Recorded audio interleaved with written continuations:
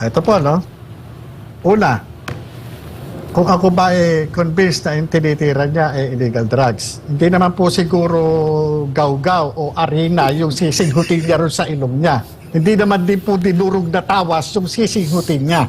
Ang sinisinghut lang po sa ilong na powder ay cocaine. Hindi naman po siya pwede suminghut ng shabu kasi ma-crystallize po yun. Okay. Ngayon po, kung yan hindi siya na gumagamit ng illegal drugs sa mga panahon ngayon, di sana agad-agad nagpa-drug test yan.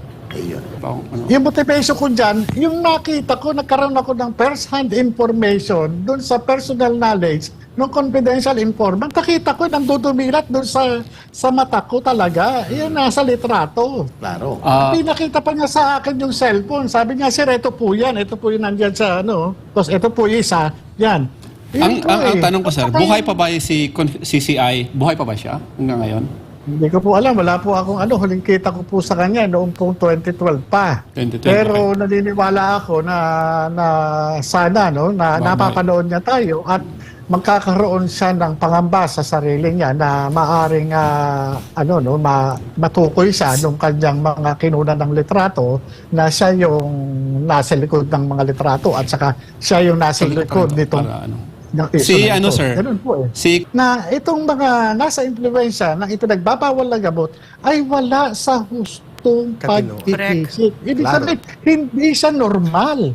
Kung nagkakaroon man ng mga ganitong uri ng pangyayari sa ating bansa ngayon, ay dahil nga doon sa pagkakaroon natin ng Pangulo na hindi stable ang pag-iisip. Referring to doon sa deny na lang natin, wag na lang natin aminin na para hindi magulo. So, yun yung at yung nagulat din ako doon sa reaction na nasabi niya daw yun, pero hindi daw sa akin kundi yung sa iba. Yun yung ano ba talaga? Kumbaga sa nasabi mo nga yun na i-deny na lang natin. Na hindi mo nga sinabi sa akin, natatanda mo, sinabi mo sa iba. Ano yun? Di ba? ang rito, idinidinay ng pilit ng pamunuan ng Philippine Drug Enforcement Agency at ikaw yung boss ko, alam mo naman na hindi ako kikilos, na hindi ka informed. Well, Tama. informed ka. Kaya nga yung sinasabi ni Gerald Lasso na wala, hindi nag-i-exist. Walang yan. Ganun din si Gerald Bitong. Wala, hindi nag-i-exist. Tapos ikaw, i-deny na lang natin para hindi magulo. Yeah. Ano yung i-deny? Klaro. Diba? Ano ang kahalagahan? Ano yung mga krimen na ipinagtatakpan dito? Yeah. sige. If doon sa nakita ko sa interview niyo, sir, sa Senate, doon sa may sinumpang salaysay na ginawa, marami kasing krimen ang pwedeng nakaakibat dito, being a PDEA agent yourself, you would know probably number one is the use of drugs, use of illegal drugs. That's kung sa ating kawan ng gobyerno, that is a ground for termination. Kaya nga yung Supreme Court lately nag-terminate ng 3 employee because they were found nag-positive sila sa drug test. Okay. So that's not only possession of illegal possession of drug paraphernalia. Alam po naman natin na that is 12 to 20 years. Wow. Ang ano diyan. Possession of illegal drugs, 12 to 20 years din po yan, ay hindi yata ang illegal possession of drug paraphernalia, that is life imprisonment. Wow. We also really? have, if not, Pwede ba 12 to 20. Pwede ba mag-cocaine na walang paraphernalia? So that is that's part of that's a part of Drug the abuse pa rin. 9165 na Yeah. punishable Wow. offenses.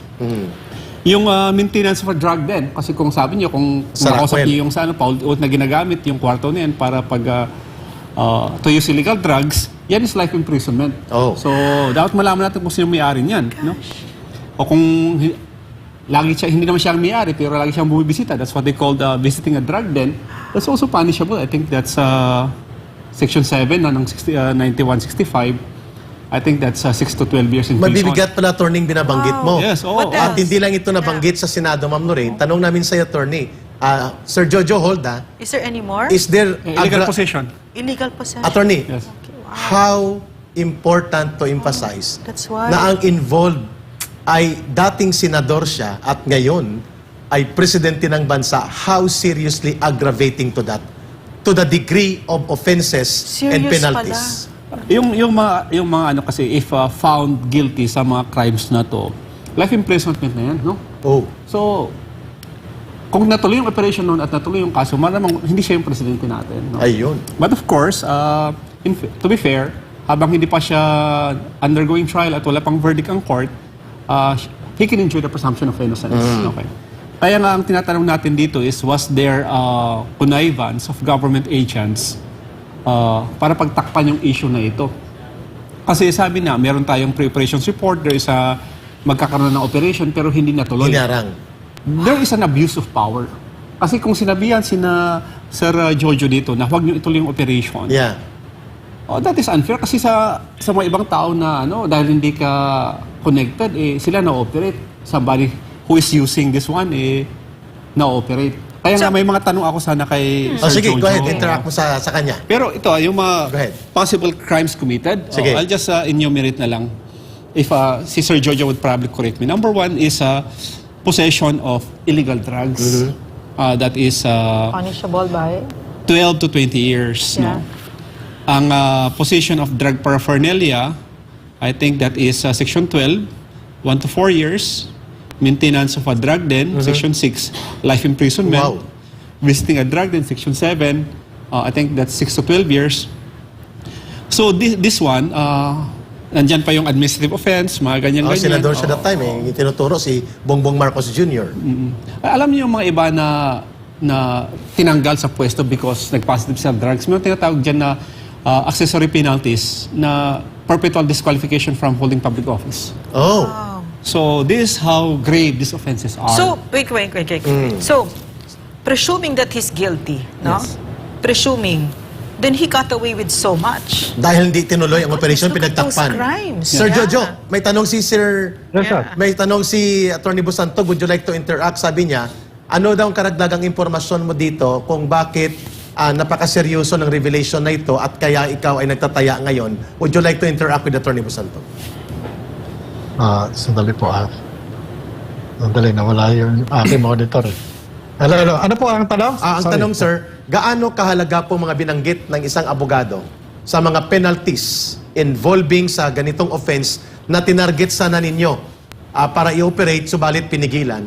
At kung kaya mo inire-reveal ito ngayon para makuha ng taong bayan na ganun kabigat ang mga krimen na ito, would you like to add doon sa revelations mo na nakikinig ngayon sa Attorney Busantog dahil napakaseryoso pala ng implikasyon ng mga krimen na nakasaad sana sa i-operate nyo, particularly involving President Marcos Jr. when he was still Senator and Grabe. Maricel Soriano among other Sarap personalities. naman pala maging mayaman, ano?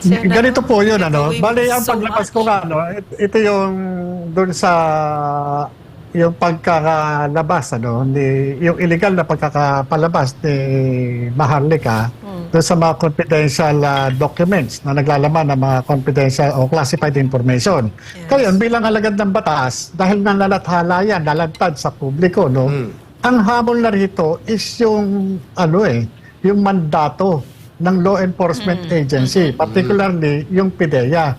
At doon sa akin, bilang alagad ng batas, noong panahon na yon, ano ang ginawa ninyo? Kung bakit nalantad pala, meron palang report sa inyo na nagkakaroon ng merong nefarious activities doon sa may Rockwell, Makati, as per declaration na confidential informant. Anong ginawa nyo? So, bilang dating alagad ng batas na humahawak ng kaso na yun, talagang nagpaliwanag ako. Inano ko sa publiko na talagang merong ginagawa noong panahon na yun para ito ay magkaroon ng negation process. Sa katunayan, nagkaroon na ng pagdokumento at paggawa ng authority to operate at saka pre-operation report. Kaya nga lang, ito ay pinigilan, hindi pinayagan. Ngayon, ang implication nito doon sa yung mga penalties na dapat ay naipataw doon sa mga personalidad. Kung ito ay inabutan, ay talagang mabigat ang kakaharapin nila. Tama. Yun po yung yun po yung nakikita namin, depende pa doon sa mga makukuha doon sa lugar kung sakali, pagpalagay natin ang may nakuha dangerous drugs doon at ang threshold halimbawa lang ay 5 gramo o 10 grams. Pero kung lumampas ito at nandoon sila, meron constructive possession silang kakaharapin na violation ng section 11 kung hindi ako nagkakamali. Medyo matagal na kasi yung... Section 11. ako Section doon sa- 11. Opo. O yun, non-bailable offense po yun.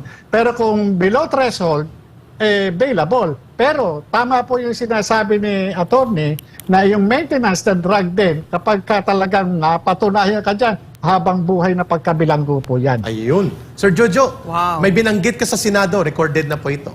Kung kaya napakaseryoso pala at napakabigat ng mga karampatang penalty at binanggit ni Atty. Busantog ito, kung kaya pinagtakpan at pinaniobra na mapigilan ang paglulunsad ng legitimate operations against then Senator and now President Bongbong Marcos Jr., ang isa sa lumabas na personalidad on record sa Senate revelation mo noong nakaraang linggo ay ang pangalang Executive Secretary Paquito Ochoa.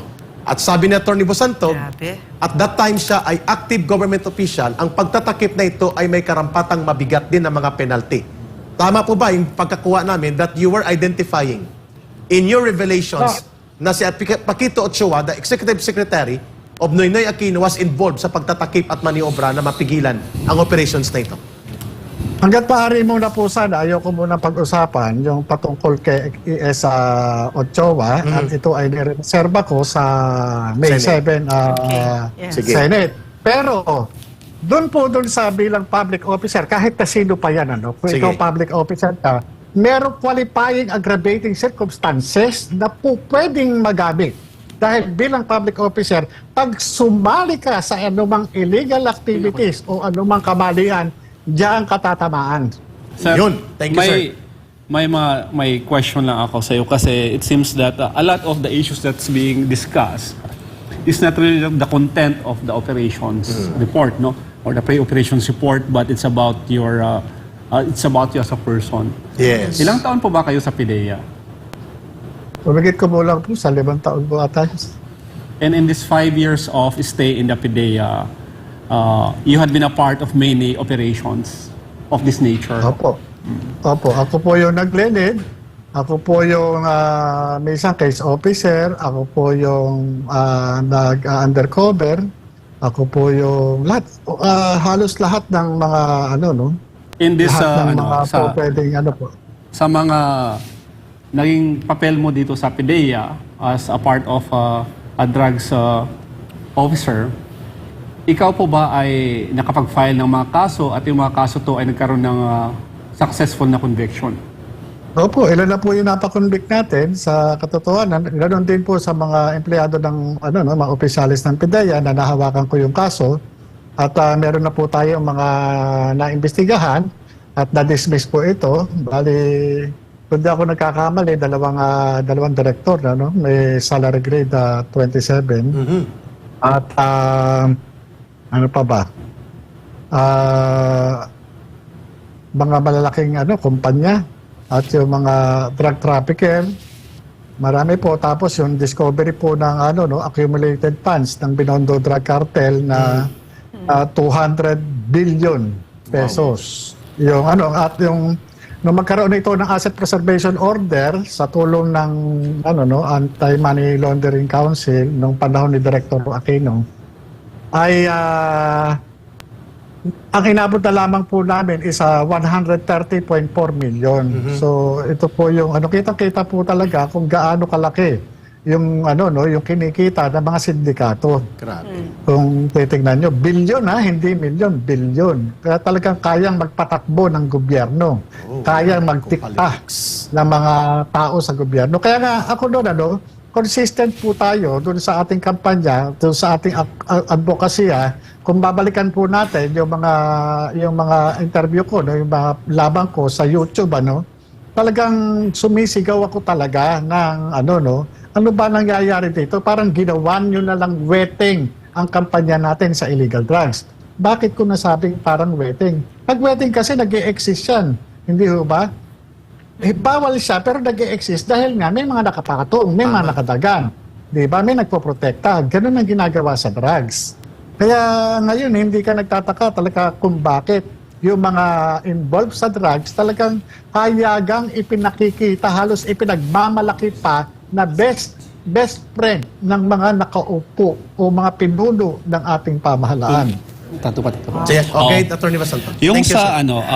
kasi yung sa akin is, ibig sabihin pala, you had been a part of successful operations ng PDEA. In fact, you had been part of big operations concerning personalities. So it's not a first time experience for you to be involved in an operation concerning a popular individual, no? Parang ganon. Alam nyo, yung popular individual na tinutukoy nyo, kung ito si Pangulong Bongbong Marcos, nung inimbestigahan ko naman po yan, itinrato ko lang pong ordinaryong tao lang yan. Correct. Kasi Tama. kung yan, itatrato ko siya na isang malaking tao o ano man, hindi ko nagagawin yan. Nakita ko talaga, ang motivation ko lang naman nung binigay sa akin yung trabaho na yan, Meron pa akong ano. yung motivation ko dyan, yung nakita ko, nagkaroon ako ng first-hand information dun sa personal knowledge ng confidential informant. Nakita ko, nandudumilat dun sa mata ko talaga. Yan, nasa litrato. Klaro. Hindi nakita pa niya sa akin yung cellphone. Sabi niya, sir, ito po yan. Ito po yung nandyan sa ano. Tapos ito po yung isa. Yan. Yun po Ang tanong ko, sir, At saka buhay pa ba si CCI? Buhay pa ba siya hanggang ngayon? Hindi ko po alam. Wala po akong ano. Huling kita ko po sa kanya noong pong 2012 pa. 2012, Pero naniniwala ako na sana no, na napapanood niya tayo at magkakaroon siya ng pangamba sa sarili niya na maaring matukoy siya nung kanyang mga kinunan ng litrato na siya yung nasa likod ng mga litrato at saka siya yung nasa likod nitong Para, ano. ng issue Si na ano, ito. sir? Ganun po eh. Si confidential informant nung pinuntahan kayo, si confidential informant po ba regular siyang CI or nag-walk-in lang siya for this particular information only? Hindi ko muna po ano sa inyo kasi talagang okay. Sige, sige. po. Okay. So, nung pinuntahan kayo ni confidential informant, nag-execute siya ng sinumpang salaysay. Opo. Talaga, yan po ang isa doon sa mga challenge ko sa kanya. Ito bang mga sinasabi mo, handa mong payuan, handa mong panumpaan, handa mong lagdaan? Sinabi niya, opo, sige ka, tira. Nung Ganun lang, nilagdan niya yung tama po kanyang kasi, sinumpang Fred. salaysay, was the document notarized? Ang usual po na ginagawa namin, yung mga yung mga kinukunan ko ng salaysay, pinasasamahan ko doon sa Legal and Prosecution Service. Okay. Marami pong mga abogado roon Yes, at oh. ina-administer siya, no? Yeah. Bali, ang PIDEA naman po kasi, no, meron siyang authority to administer oath. Kaya yung notaryo, kumbaga sa hindi na po namin kasi may authority naman po Yes, yung oh. PIDEA mag-administer ng oath. Ang sa akin lang naman doon is, kasi yung lumalabas dito is parang ikaw lang yung nagsasalita, but in the execution of the sinumpang salaysay and the taking of the evidence, it means that there are other people involved. Para hindi lang po kayo yung... ang sinasabi ko lang po dito is, for example, the lawyer who notarized the sinumpang salaysay, that would make the document a public document, which is not a confidential document anymore. So, those kind of documents should be made accessible to the public. Even during the time na kinukuhan mo siya ng sinumpang salaysay, there's probably other agents present in the room. Ganyan. Opo, nandun po doon sa mismong sa sinumpang salaysay dahil ako po talagang naging kaugalian ko na talaga tinuro naman sa investigation course yun. Kapag kayo magre-reduce ng ng mga testimonya ng inyong mga testigo ng sino man ilalagay nyo yung pangalan ng mga kasama nyo na naandyan. Yes. Para at least or yung kasama niya ilalagay o kung may abogado palagay nyo. Yes. Lagay nyo yung mga pangalan ng Hindi ko tatanungin yung mga pangalan, but you remember the name of the people who were there with you during the time that the confidential informant disclosed the information to you.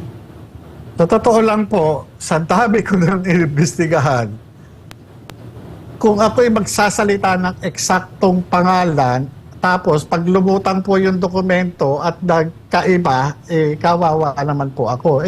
Gusto ko yung dokumento mismo na andyan. But you remember the contents of the sinumpang salaysay? Kasi sabi mo, ikaw naman yung kumuha doon.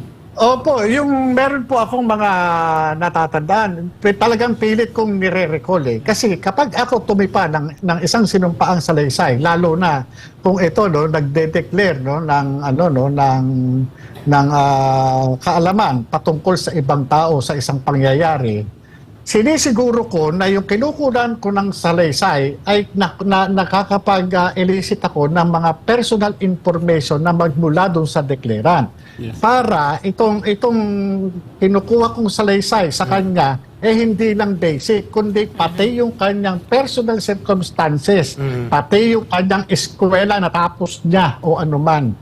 Kinukuha ko po yan Tunan para niyo sa pagdating CI. sa dumating sa oras na itanggi niya, bakit nandito yung alam na investigador yung nakaraan. At sir, Tinanong ba kayo- masingit lang kay Attorney Marlon. Briefly lang ito, Sir Jonathan. Do you believe that the confidential informant still has the possession ng affidavit or deposition na ginawa ninyo? So, sa Sana, tingin, kasi- may kopya pa kaya siya? Kasi ang meron lang pong kopya noon ay yung opisina namin, yung Intelligence Investigation Service, particularly the Investigation Division, at mismong yung nag-declare kasi hawakan mo yan, salaysay mo yan.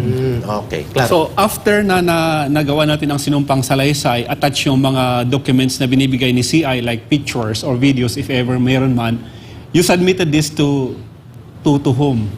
Kanina po natin binigay? Hindi, sa amin po, sa opisina, doon sa Investigation Division. Doon naman po yan kasi Sino kami po po? ang magpo-process dyan eh. Investigation Division, particularly ako po. Okay. Kasi kami yung magtatrabaho kasi kung mapapansin nyo, ako yung team leader niyan. Yes. Kaya Yung team leader pala. ito yung ipaprocess ng opisina yan at tatrabahuhin. Kaso ang problema nga, hindi nga natuloy. Kaya yung folder na yan, kasama ng iba pang folder, ng mga case folder, doon sa opisina. Kaya kami naman po, hindi kami nag-uuwi ng mga ganyan. Kung anong mga trabaho po namin, kahit umating ka ng hearing, yung folder na yan, ibabalik mo pa rin doon sa opisina. Are you saying, sir?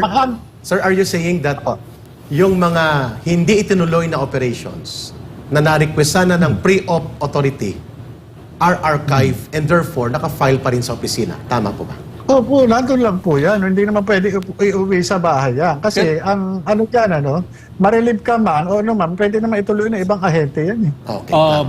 Bago siya na archive, kaninong opisina or kaninong tao na furnish ang report to make the determination whether or not itutuloy ang operations o hindi?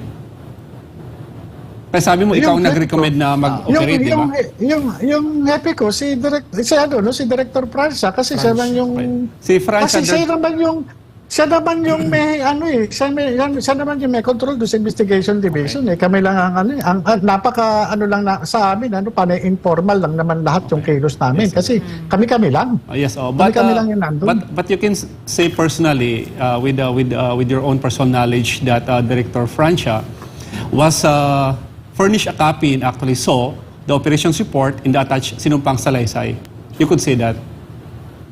Ganito po yun, ang nangyari kasi doon, yung mga folders na yan, marami kami may mga ongoing cases na mga ina-attendan, may mga ongoing operation na kinakandak namin na kagaya ng mga case operational plan. So, ang mga papeles namin, andoon lang sa opisina. Talagang lang sa, table. Nandiyan po yan, nakapatong sa lansan. Ang problema po namin, ang problema po namin, nung kami ay ma-relieve dyan sa opisina na yan. Investigation. Hindi po, kung baka sa halos talaga kung titignan nyo, parang literal na forcibly na kami talaga, nung bumaba yung order, hindi na kami nakabalik doon sa opisina namin. Kung baka tinanggal talaga sinabi, doon na kayo sa NCR.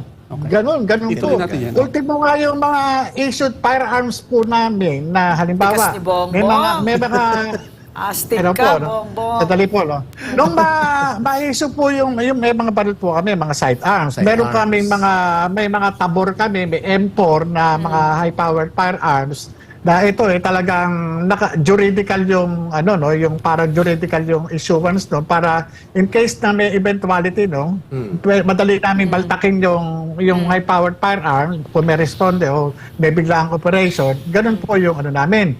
Yun po, pinagbabawi po yun agad. O, balik niyo yung mga ganito. Kung ano, pina-surrender ka agad yun.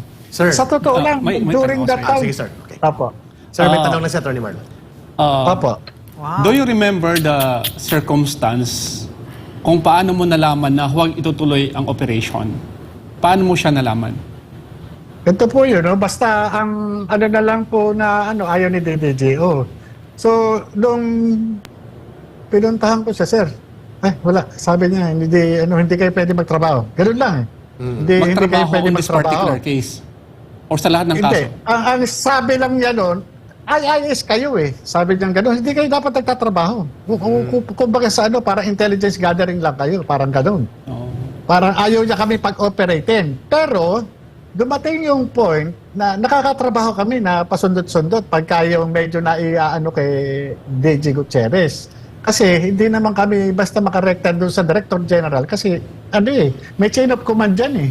Hindi ka po pwedeng basta rumekta na siyempre kagaya sa amin, kami, operational cluster eh. Dalawa yan, isang administrative cluster at saka operational cluster. So, nagkaroon ako ng pagkakataon na makapag-usap doon sa Deputy Director General for Operation ng Matagalan nung ako ay ma-nominate na para makapag-schooling abroad. Doon sa International Law Enforcement Academy sa Bangkok, Thailand. So yun, pasalamat po ako sa kanya. Sabi ko, sir, bakit di naman natin itrabahuhin yung sayang yun, sir, kasi yun, medyo malaking tao na sabi ko, hindi pa pwede kasi order na malaki niya, si ES mismo ang nagpaano dyan, sabi niya.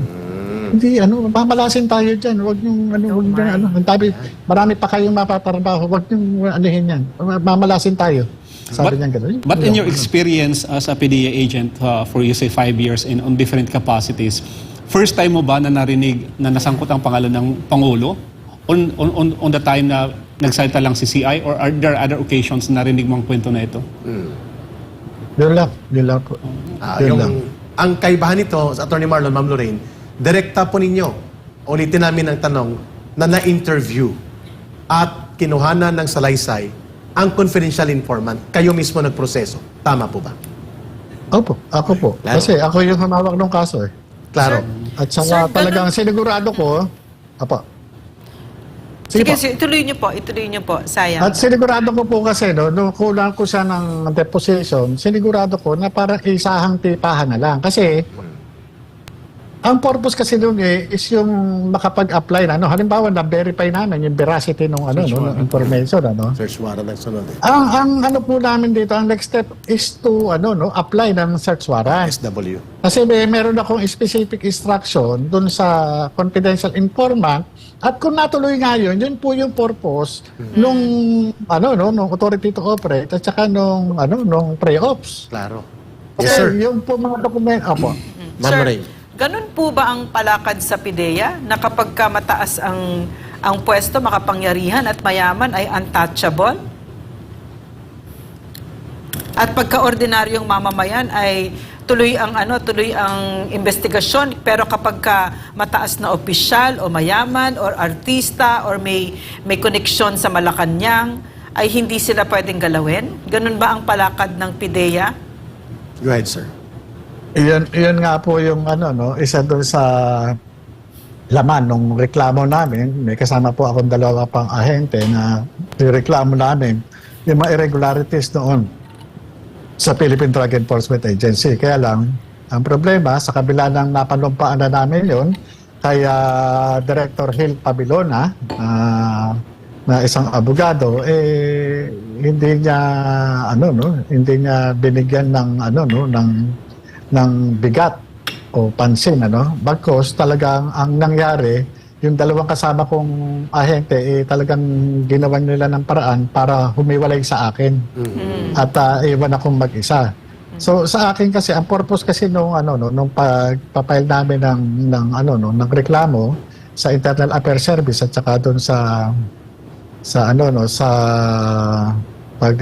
DOJ ay para matigil na yung mga kalakarang mali sa PIDEA. Kasi dumating doon sa point ng ng buhay ko na alagad ka ng batas. Ba't pumapayag ka na ganyan. Tama. Diba? Tama. Hanggat may pagkakataon pa na kaya natin baguhin, sa atin na mismo. Kaya hindi tayo si Superman, alagad tayo ng batas. Pero meron chance, may opportunity. Nandiyan ka bilang alagad ng batas, gawin mo yung tama. Tama. Di Sir, ba? Pero, sir, Opo. pero sir, parang hindi mo yata nasagot yung tanong ko, no? So, Ano po? so sa madaling salita, nangyayari talaga 'yon kapag ka makapangyarihan at may pera at may connection sa Malacanang ay untouchable, hindi pwedeng galawin. Pero pagka ordinaryo Hindi, yun mamamayan, nga po yung laman ng reklamo namin eh. nireklamo nila. Yes. Okay. Yun Ma'am, nga po maraming yung beses laman ng nangyari reklamo namin. At nangyayari pa hanggang ngayon. Kaya nga sabi ko, kung nung nangyari to eh, hanggang ngayon pa pala. Kumbaga sa hanggang ano, ngayon, parang sir. Hanggang ngayon kasi si nagkaroon TG ako Lasso. ng- Yes, I'm sorry. Go ahead. Opo. Sa sarili ko, no, nagkaroon na ako ng personal experience doon, ano. Kung titignan ninyo, yung aking mga media interview, no, kay Anthony Taberna, dito sa mga, kila Ted Pailon, ang daming mga mainstream media, yan, kila Jay Ruiz, dyan kila Kusari ng UNTV, sino pa man nag-interview sa akin, TV5, mga sa Inquirer, sa Philippine Star, kila tawag dito, kila AC ng Philippine Inquirer, kila Julian De Jesus ng Inquirer, yan. Ang dami. Maraming talagang sinisigaw ko na talaga yung pagiging incompetent ng agency sa pangunguna ng mga inuupo, mga director general. Kasi sabi ko, kala ko nga noon pa, ang tagal ko na nahimik, 12 years, almost 12 years. Yung pala, yun din, ganyan pa rin ang ginagawa. Yan, kita nyo yung treatment, ano? Yeah. For, Yes. classic example, nung inilabas yung drug testing result. Yes. Di ba? Nakita naman, meron discrepancy. Kung ako ang hepe ng investigation o ako yung director general ng PIDEA, motu proprio na lang. Nasa mandato yan eh. Kayo ang lead agency, no, to conduct intelligence coverage or investigation and arrest to all violators of Balik ako dun sa Comprehensive Sinumpang Dangerous Drugs Act. Gusto ko maano yung Di laman. ba? Sige, sir. Yun po. Yun. May follow-up lang po si Atty. Bosantog before itong isang video that we would like you Opo. to give your reaction. Before that, may interaction na siya. Sandali lang po. Sige. Nawala kasi yung monitor ko dito Wala sa, monitor. yung... Sige, sir. Ayusin natin. Nawala sir. po Ayusin. yung monitor ko dito sa nakikita ko lang yung mukha ko dito sa Sige pero lang, nakikita ka, sir, online. nakikita kayo. People are viewing you right now at tuloy-tuloy po yung boses ninyo at namomonitor Opo, natin. opo. Ang daming nanonood. Sir, sabi ko, before ang reaksyon nyo sa isang video na lumabas mula sa House of Representatives as part of the demolition operations against you, before ka mag-react, ay may isang follow-up question si Atty. Bosanto. Yes. Sige po, please. Sir, during the time na kinukuha mo yung sa sinumpang salaysay, I would like to go back to the document because that was signed by a person. Nilagay din yung pangalan niya dyan, nilagay niya yung buhay niya dyan. Kasi ang pagiging CI, alam po naman natin, lalo pag CI ka sa mga high profile individuals. No? So, nung ginagawa mo yung sinumpang salaysay at nakita mo yung mga pictures, in what capacity yung confidential informant was able to obtain those photographs? Was he a part of the group or pinasa lang sa kanya yung mga pictures? Kung sasabihin ko po sa inyo yung detalye, mamamatay po yung confidential informant. Yes. Ganito po yan, no? Yung basta sasabihin ko lang po sa inyo, generic, Okay. may access po siya. Okay. Klaro. Sige. We will no longer pursue for security reason. And I hope ito rin ang pagtrato ng Senado sa inyo sa darating na Martes that you will be provided appropriate and proper security support sapagkat buwis-buhay po ang ginagawa ninyo. Ginoong Morales, we will be part dito sa Pilipinas ating mahal to call out on the Senate leadership including po sa komitiba ni Senator Bato de la Rosa. Sir, You should also require immunity Opo. from prosecution, immunity from suit from the committee head. I think si Senator Bato yan para naman Tama. you have the protection. protection. Yes, so, sir. Kasi hindi madali yung ginagawa niya sa akin. Hindi madali yan. Meron lang po sana akong gusto ipaalam sa inyo at kanina lang po nag-reach out na po yung mismong happy ng PUSAA. si Lieutenant General Roberto Ancan. Ah, At si yun nga po, General Angkan. at yun nga po, magpo-provide sila ng sa akin, security detail. Very good. Para at least mapakalagaan po nila yung aking seguridad. That's a good news. Ngayong umaga lang ito, sir, no? Maraming salamat kay Senate President Mig Zubiri at through the order na ibinaba sa ating Office of the Senate Sergeant at Arms, si retired Lieutenant General Bob Angcan, no? Their misconduct has no bearing in the case. No, it's not even a part na acceptable siya as a form of evidence because it does not go to the elements of the offense. Yeah. So, kung halimbawa may mga ginawa man si Sir Jojo in the past, would it discredit the fact na mayroong picture nagpapakita ng taong to ay gumagawa ng isang krimen? Yes. It's not an element of the offense. Kasi kung ganyan yung argument natin, parang ganito yan eh. Pag ikaw ay isang commercial sex worker, as if you do not have the right Yeah. To to complain, demand kung ikaw man ay naging biktima ng sexual abuse. Correct. If Very that good is point. the standard. So, that is, yung sinasabi po nila, that is not a standard at all. It's not even a standard of truth. It's not even a standard of evidence. So what does it mean, attorney, that we have legislators who are this way, who do not even know that very basic of thing, that basic thing that you just said now, no? What does it show about that Congress that we have right now? They are legislators, they are lawmakers, then of course they must read the law. Rather than become political attack dogs of powers that control and abuse powers in the government. Pero kasi sa mga ganitong issue, yung national interest to eh. Pero why do we respond that way? Yeah. Attorney Mo Santog, ma'am, igigibiyan natin ng pagkakataon si Ginong Jojo Morales to react doon sa orchestrated, very systematic demolition job against his persona at nakikinig ang mamamayan. Napuputol po, no? Unang-una po, no? Hello, malinaw po ba ako? Sir, yes. go ahead. Hello. Yes, sir. Opo. Alam nyo, yung tinuran ko nung butihing congressman doon sa House of Representatives ay unawain na lamang po natin siya. Dahil entitled naman po siya, no, sa kanyang opinion. At yung pong pagsasabi niya na yung parang bigla na lang ako inilabas, sa kaalaman po ng lahat, ako po yung sumulat Yes. sa kay PDEA Director General Virgilio Lasso na Exactly. willing and able ako na humarap sa kahit anong investigasyon. Ito po yung sulat ko noong April 7. At yung pangalawang sulat ko is itong Go ahead, sir. Dito? Nakikita namin. Sir, ifla. Yan. Go ahead, sir. Yan. April 7, April 24, sumulat po ako kay Honorable Senator Pia Cayetano ng Blue Ribbon Committee at kay Honorable Senator Ronald Bato de la Rosa para upang pag-usapan po yung nangyaring pagkakalabas ng mga classified documents sa compound ng PDEA at doon sa na-reveal sa taong bayan yung classified information involving President Ferdinand Marcos. Nakalagay po dyan na tinutukoy ng confidential informant at nandoon po sa litrato na in-identified ng confidential informant na sumisinghot ng ipinagbabawal na gamot o ng white powdery substance. Kaya sabi niya, pag Ganon din si Maricel Soriano. non-available yun. Ibig sabihin, pag na-file lang ka ng kaso. Yun po yun. Kaya para sa akin, hindi na para dapat patulan yung sinasabi ng butihing congressman.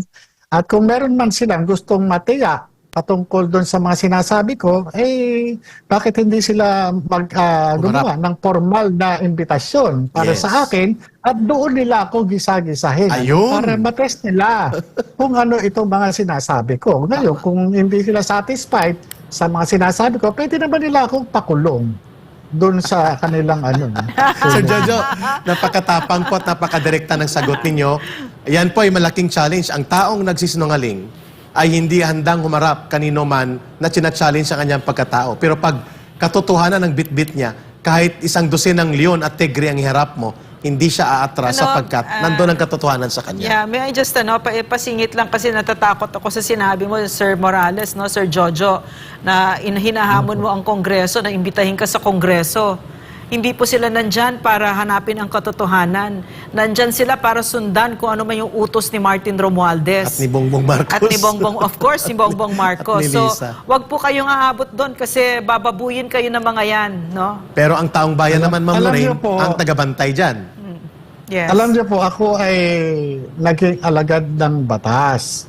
Tinanggal man nila sa katawan ko yung baluting na nagtataglay na ako ay alagad ng batas, pero nananatili po yan sa aking puso. Tama. Yun po yun, wala Very pong good. ibang makakapag-alis niyan.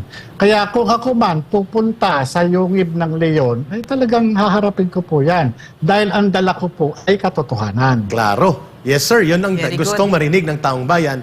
And because of that, sir, ang kanilang atake sa inyo ay sinabi ng Atty. Bosantog, hindi nagpapawalang bisa sa bigat ng katotohanan na hanggang ngayon ayaw magpa-drug test, follicle type, DNA type, transparent, publicly na binabantayan ng mamamayan ang presidente ng bansa na tinutumbok ng mga dokumentong lumabas batay sa inyong naging investigasyon kung totoo na ikaw ay sinungaling at sila ang tama.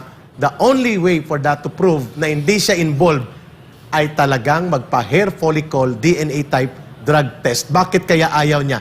Ginoong Morales, would you like to react to that? Ayaw niya. Alam niyo po, pagka talagang pag may tinatago, talagang ganyan. Bakit siya matatakot na dumaan sa isang scientific method kung wala naman talagang itinatago? Ano ba kakatakot, di ba? Kagaya na lang po sa akin, ako ang nag-imbestiga.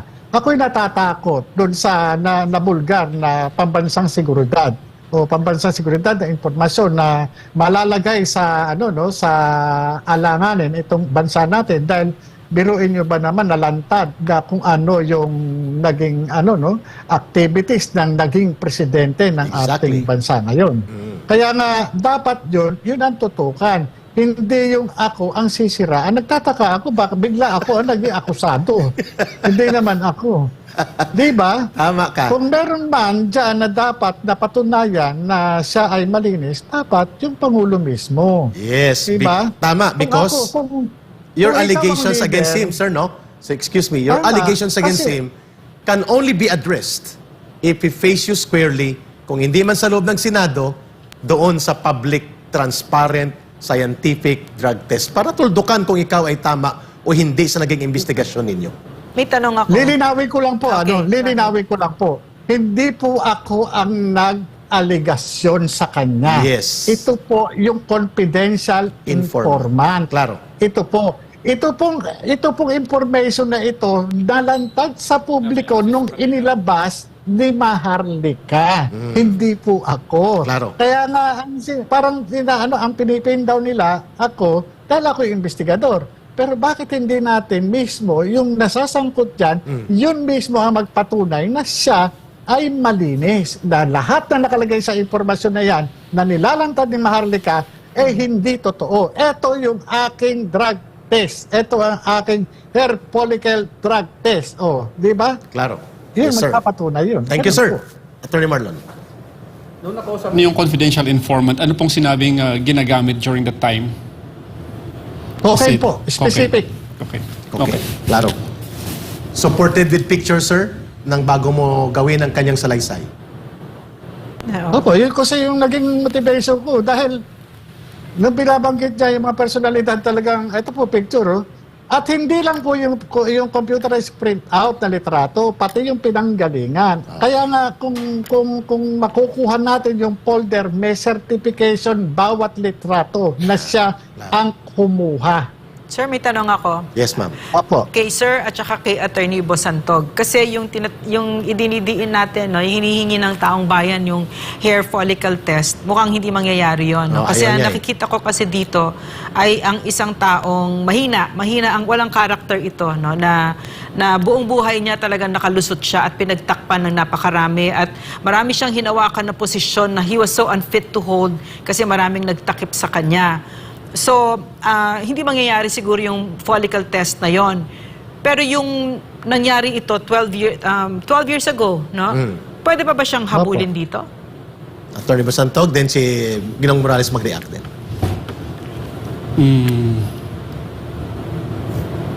Pwede naman siguro kasi for example, ang criminal prosecution may expiration yan, but I think the issue here is no longer about that. The issue here is about the betrayal of public trust Yun. Yes. and your capacity to lead a country and Mabigat the yun. competence whether or not you still have the right mind to lead the country. Kasi kung nung panahon yan, 2012 yan, tapos hindi na siya president, I think it's a non-issue. Yeah. Yun, mukhang doon siya gustong lumusot. Yes. Mr. Morales, sir, mukhang doon niya gusto dalhin ng kanilang mga PR handlers at mga vlogger operators.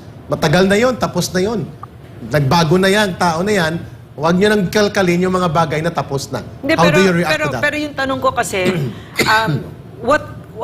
in the cover-up of this investigation, were crimes committed because of the cover-up? Yes, yes. Totoo po yun. Kaya nga ang issue here is no longer about whether or not nilabas yung documents. There was a leakage of information.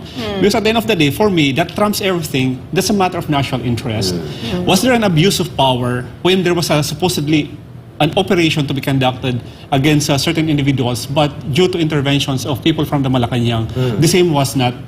That is undue treatment to the Filipino people. Ang sabi ko nga kanina, kung ang ordinaryo na ibabypass operation mo yan, yung mga tao on the streets, just because somebody is popular, or just somebody is connected, hindi mo ginawa yun. That's a gross violation of our oath as public officials. Claro. And Attorney... Hindi lang ano yan from the up, down, from the Malacanang, mga PDEA. Hanggang sa pinakamababa. Hanggang kina Sir Jojo. The accountability flows. Yes. Sir Jojo, would you like to react doon sa tanong ni Ma'am Lorraine? May value pa ba? Kung 10 years to 12 years ago na itong naging revelation ng CI na naimbestigahan dyan ninyo at natigil ang operation, do you think this is still relevant to the current situation where he is now president? Alam nyo, sa akin, personal opinion, no? At kung ang pagbabasihan natin is yung Article 7 ng 1987 Constitution, dapat siguro tignan natin, hindi rin sa serious index na, kundi matiyak natin yung yung present condition ng kanyang kalusugan. Katulad nung yung medical condition niya, yung kanyang psychological condition. Kasi napakabigat ng responsibilidad na nakaatang sa palikat ng isang pangulo. Konting pagkakamali lang, isang maliit na pagkakamali lang, lalo na sa foreign policy, patay tayong lahat dyan. Exactly. Kaya kapag ka ang isang ang isang tao na nasa impluwensya o nasa pinaniniwalaan, nasa impluwensya o nagugumon sa ipinagbabawal na gamot, distorted ang isip niyan. Yes. Hindi ba sa karaniwang tao lang pagka isang addict talagang ang hirap panghawakan ng kanyang paninindigan. Yung kanyang mga desisyon hindi siya normal. Napaka-unstable niyan. Kaya dito, dapat pumapasok dito yung kaya nga, sabi ko, ang purpose nitong investigation dito, makapag-craft tayo ng mga nararapat na batas. Kung meron man dapat tayong i-amend, kung meron man dapat tayong gawin na bagong batas, gawin na natin. Ngayon, sinusulong nila yung amendment ng Constitution. Bakit hindi natin palakasin pa yung magkaroon ng safeguard doon sa mga doon sa mga dapat gawin o mga dapat ingatan o hindi dapat gawin ng isang elected official, Claro. lalo So, na ng pwede bang, may babasahin ako na may pinadala na Question. comment. Sige. Sabi niya, imagine, si PBBM, nung president na siya, insisted on dismissing 18 colonels who were allegedly involved in illegal drugs, na ang basis lang ay matrix na ginawa ng PNPA 96 graduate na drug addict long time ago. Na ang isinama sa matrix ay mga classmates niya na hindi siya pinautang. Kilala ko That yan. allegedly po, sina Brigadier General Peralta and Medina lang ang tatanggapin ang resignation pero isinama ang ibang colonels para daw po may impact sa publiko. Kawawa po ang Yan. nangyari sa... So, okay. May Sir, would you like to react to that? Narinig mo Ako siguro muna itong po. balita? Ako po muna, Yes. Go. Iyan po yung laman ng sulat ko doon kay Pangulong Ferdinand Marcos noong April 22. Na-receive po ng Office of the President noong April 22, no? So, nandyan yan, sabi ko dito, why don't you support the DILG Secretary Benhur Abalos campaign? Buhay ay ingatan, droga ay ayawan. in weeding out Scalawags in uniform. Hindi ba't pwersahan ninyong pinag-resign at tinanggal sa police service yung mga police general nang dahil lamang sa chismis o marites na ang mga ito ay involved sa illegal drugs, as well as in barangay drug clearing, yung mga kaawa-awang ordinaryong mamamayan na tinaniman ng droga ay patuloy na nagdurusa sa kulungan dahil wala man lamang pangpiyansa at abogadong magtatanggol sa kanila. And most importantly, the strict implementation of a drug-free workplace policy program. Hindi po ba't may mga isinasagawa talagang tayong mga drug testing sa lahat ng mga empleyado ng gobyerno upang masiguro natin na drug-free tayo? Shouldn't we prove above all else that the Office of the President is a drug-free workplace and compliant with the Comprehensive Dangerous Drugs Act? For you to prove that you are clean and not addicted to illegal drugs, we formally challenge you to take a hair follicle drug test in public. There you go. Ito yung laman pa ng sulat ko ito. May we remind you, Mr. President, that it is the policy of our government to pursue an intensive and unrelenting campaign against the trafficking and use of dangerous drugs and other similar substances. People like you need medical and psychological attention so that the well-being of our country is not put in any danger. April 24 po ba ito, sir, nasulat? At ikaw ang naglagda? At ito ba'y receive? April 22 po, na-receive po yan sa Office of the President. Yan po, meron siyang meron siyang tatak na may Na-receive. QR code. Tapos na-receive din po sa Office of the Senate President. Okay. Kay Office ni Senator Big Zubiri. Sir, medyo mabigat itong final na tanong ko at tayo may pa-wind Yes, sir. up at you may or you may not answer, pero hanggat nandito ka, sir, itatanong namin ito sa iyo. Batikan po kayong investigador at intel operative on anti-drug operation sa PDEA during your time. Nasanay kayo, trained, and nasa actual na operations, nalalaman mo ito, ang mga gawain na ito. Ang tanong, you were saying kanina na ginagawa mo ito sapagkat even beyond 10 years na nag-lapse na or 12 years, you believe this is a vital question on the degree of psychological capacity and mental health condition of the President to continue functioning as President. Kaya ka nagpo-pursue ng ganitong paghahanap ng katotohanan. Ngayon ang tanong, sir, ay ganito. During the time that you were facing the confidential informant, were you convinced that the subject, Bongbong Marcos Jr., then Senator, now President, was really into that drug abuse and drug addiction or illegal drug use as shown sa pakikipagkausap mo sa confidential informant? During that time, were you convinced na mayroon talaga siyang involvement? And, i-forward ko, sir, up to the present, do you still believe that he is into that kind of drug abuse, which is very dangerous? Opo. You may or may not answer. Opo. Ito po, no?